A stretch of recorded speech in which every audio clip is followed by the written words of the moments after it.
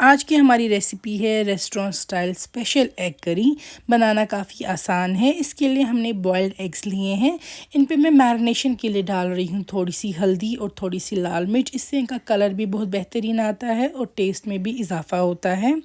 यहाँ पे मैं रख रही हूँ प्याज और टमाटर काट के इस प्रेशर कुकर में डालेंगे। इनको हमें विसल बंद करके कुछ देर पकाना है।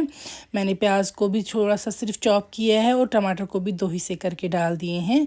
इसमें मैं डाल रही हूँ छोटी इलायची और दालचीनी आदि, गार्लिक का पेस्ट और अब लिड क्लोज करके इसको कुछ देर पकाएंगे। यहाँ पे मैं मस्टर्ड ऑयल गरम कर रही हूँ पैन में और इसकी स्मोक वगैरह निकलने के बाद हमने जो अंडे रखे थे मैरिनेट करके वो हम फ्राई कर देंगे। हमें अंडों को प्रॉपर्ली फ्राई करना है जब तक ना वो ब्राउन कलर के हो जाए और उनका खूबसूरत सा रंग आ जाए। सारे अंडे फ्राई करके आप रख देंगे। लिड ओपन करने के बाद यहाँ पे हम स्ट्रेन करेंगे टमाटर और प्याज को। ये जो स्टॉक है हम इस्तेमाल करेंगे लेटर ऑन। छिलका रिमूव करेंगे आप टमाटर का सारा और उसके बाद मिक्सर ग्राइंडर में डाल देंगे इसका पेस्ट बनाने के लिए। चाहे तो थोड़ा सा स्टॉक ऐड करके पेस्ट बना दीजिए।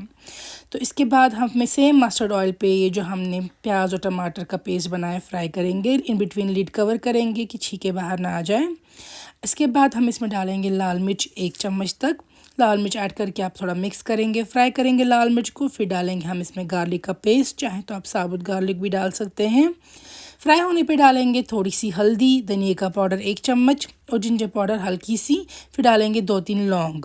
अच्छे से फ्राई करेंगे सब चीज़ों को जब तक तेल ऊपर आ जाएगा। टमाटर को बहुत प्रॉपर्ली फ्राई करना होता है। फ्राई होने पे मैं इसमें थोड़ा सा दही ऐड कर रही हूँ जो मैंने अच्छे से विस्क कर दिया है। अब आपको दही को भी तब तक फ्राई करना है जब तक वापस सारा तेल टमाटर का ऊपर ना आ जाए। यहाँ पे देख सकते हैं आप। इनको काफ़ी अच्छे से फ्राई करने के बाद आप इसमें डालेंगे स्टॉक। उसके बाद डालेंगे थोड़ा सा और पानी क्योंकि इसमें अंडे भी ऐड करने हैं।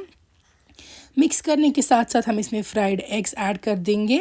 और मैंने यहाँ पे हरी मिर्च और फ्रेश धनिया चॉप करके रखा है। मैं 2-3 हरी मिर्च इसमें ऐड कर रही हूँ और फ्रेश धनिया चॉप किया हुआ।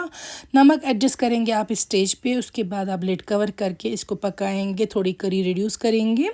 यहाँ पे देखिए मैं लिड रिमूव कर रही हूँ और हमारी स्पेशल एग करी जो है वो तैयार है। उम्मीद है आपको ये रेसिपी अच्छी लगी होगी। काफ़ी सिंपल बेसिक है मगर बहुत ज़बरदस्त बनती है टेस्ट की। इसको हम गर्म चावल के साथ खा सकते हैं या रोटी नान वगैरह के साथ। आप चाहें तो यही सेम रेसिपी मेरे फेसबुक पेज पे कश्मीरी ज़ुबान में भी सुन सकते हैं।